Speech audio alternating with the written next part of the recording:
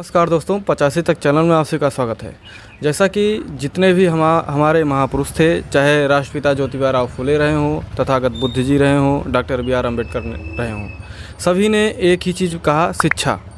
और आज हमारे बीच मेडिकल की सबसे टफेस्ट जो एग्ज़ामिनेशन होता है, एंट्रेंस एग्ज़ाम, उसको इन्होंने क्वालिफाई किया है, नीट का एग्ज़ाम।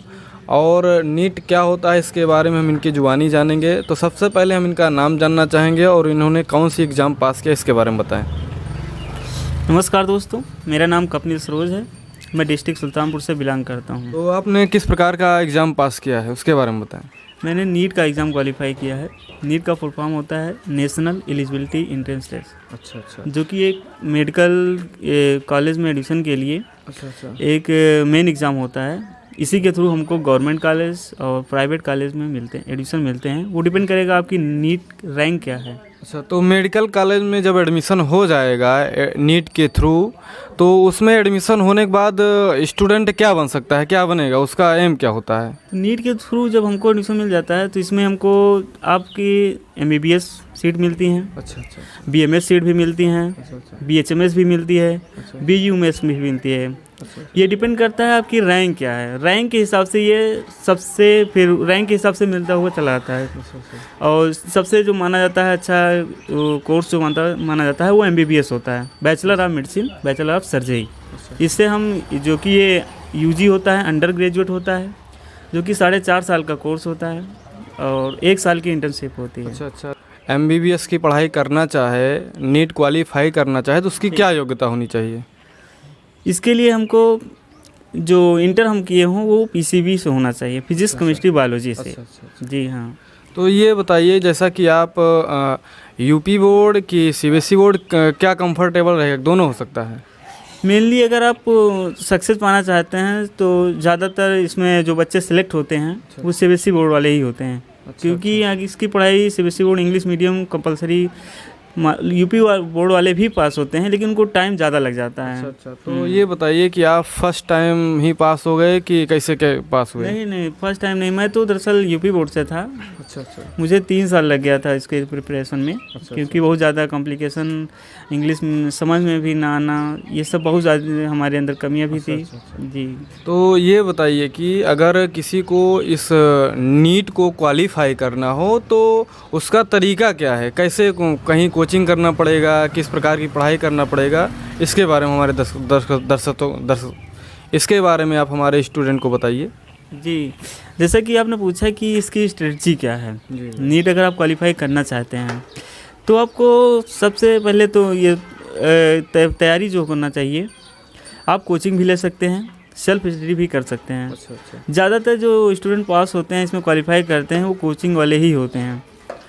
बहुत कम ही होता है कि जो बिना कोचिंग के पास हो, जिनकी स्कूलिंग बहुत अच्छी हुई होती है, वो एक ही बार में अपीयरिंग में ही निकाल देते हैं, उनकी कोचिंग लेने की ज़रूरत नहीं पड़ती है। तो ये बताइए कि अगर आपको किसी विद्यार्थी को अपने जूनियर को सुझाव देना हो, सजेस्ट करना हो कि आपको नीट क्वालिफाई करना है, आपको MBBS की पढ़ाई करना है, तो आप उसको किस तरीके से ट्रीट करेंगे, क्या कहेंगे? जी, मैं तो यही कहूँगा कि आप अच्छी सी कोचिंग ज्वाइन करें और थोड़ा 11 से ही आप इसका प्रिपरेशन स्टार्ट कर दें, टाइम रहते ही। क्योंकि ये एग्ज़ाम इतना आसान नहीं होता है और इसके लिए आपको अच्छे से मेहनत करनी पड़ेगी। और इसमें जो होता है 3 सब्जेक्ट होता है, फिजिक्स, केमिस्ट्री, बायोलॉजी। बायोलॉजी से ज़्यादा क्वेश्चन आते हैं, इसलिए बायोलॉजी पर ज़्यादा फोकस करें। और मेनली NCERT बेस, NCERT से लगभग मोस्ट ऑफ पोर्शन NCERT का ही रहता है। 2-4 क्वेश्चन देखा जाए तो बाहर से रहते हैं बस। अच्छा, कहने का मतलब आपका ये है कि अगर स्टूडेंट NCERT बुक पढ़ा है तो ज़्यादा उसके लिए कंफर्टेबल रहेगा। हाँ, बिल्कुल। तो और एक चीज़ ये बताइए कि जैसा कि जब प्रिपरेशन करना रहता है तो नीट एग्जामिनेशन के लिए काफ़ी फ़ीस भी लगती है, तो इसके लिए क्या पैसे के बारे में क्या कितनी फ़ीस लगती है लगभग अगर पढ़ाई करना हो तो?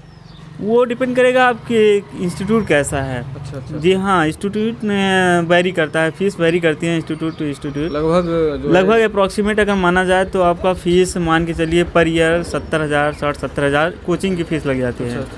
नॉर्मल कोचिंग अगर आप ज्वाइन करते हैं तो अगर आप कहीं आकाश हुआ, LN हुआ तो ये 1 लाख करीब पहुंच जाता है। नॉर्मल कोचिंग करेंगे तब आप 60-70 हज़ार पहुंच जाएगा।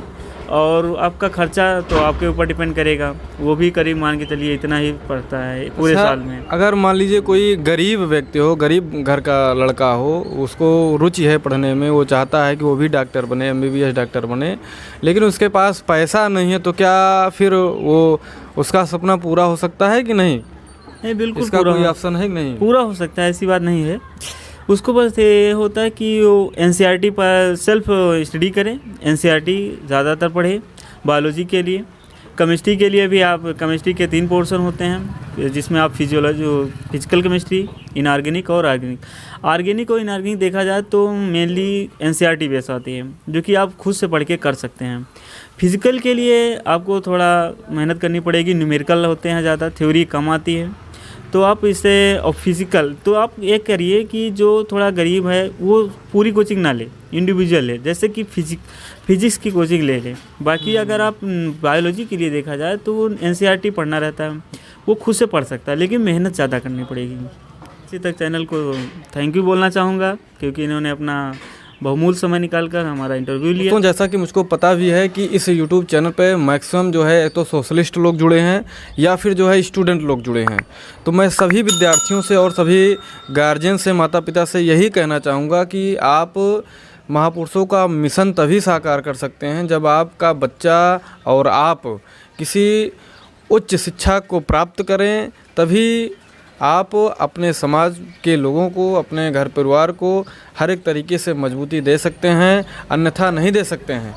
क्योंकि वर्तमान समय में देखा जाए तो हम सभी लोग कहीं ना कहीं से उच्च शिक्षा से वंचित हैं, और प्रयास करें आप लोग कि जो है उच्च शिक्षा को प्राप्त करें, तभी जो है डॉक्टर BR अम्बेडकर और साहू फुले जी का सपना पूरा हो सकता है। फिर आपको इसी तरीके के वीडियो के साथ फिर मिलूंगा, तब तक के लिए जय जवान, जय किसान, जय विज्ञान, जय संविधान।